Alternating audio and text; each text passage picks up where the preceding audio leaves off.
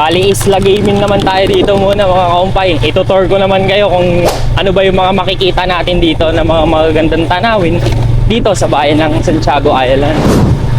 Diba?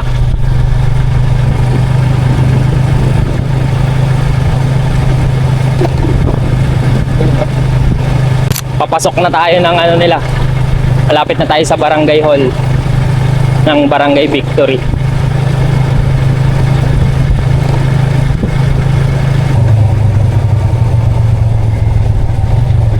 Ganda ng view doon, no?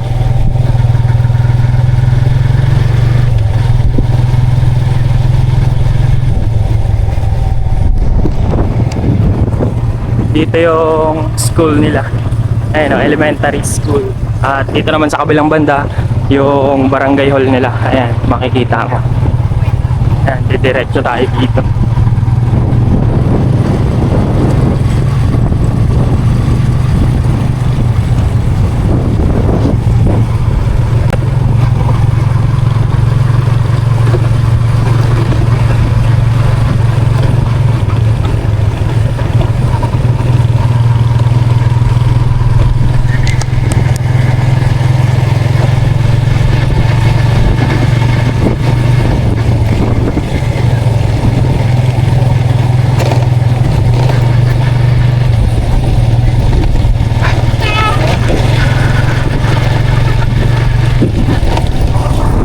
Lambot yata gulong natin.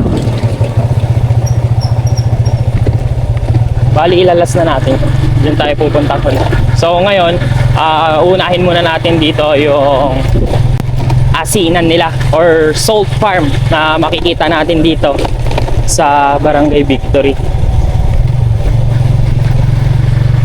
Bagamat may mga asinan din dyan sa mga karatig barangay, pero syempre may asinan din sila dito sa Barangay Victory na kung saan makikita nyo bulto-bulto talaga yung mga asin na o balara na nakukuha nila sa araw-araw. Kasi tingnan nyo naman, napakaganda ng araw. Yung sikat ng araw ang nagpapatuyo sa asin. Ayan, dito na tayo.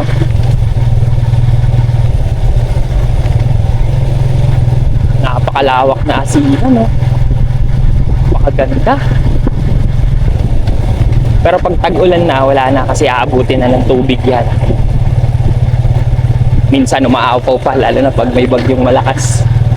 Pero ngayon, ayan, kitang-kita nyo naman, no? Napakaganda. Dito tayo dito. Para, aray ko, mga tinik pala tong mga to. Kala ko, ano lang, ipil eh. Akala ko ipil lang tong mga to. Yung haba pala ng tinik. Tumama dito sa akin. Sakit-sakit. Dito muna tayo. Tara.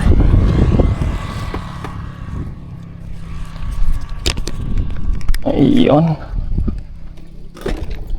Konting tour muna tayo mga kaumpay. No? Paganda.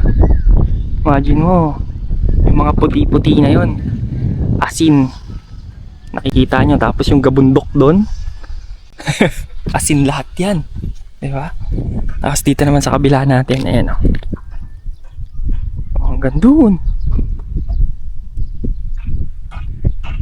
napakagandang asinan.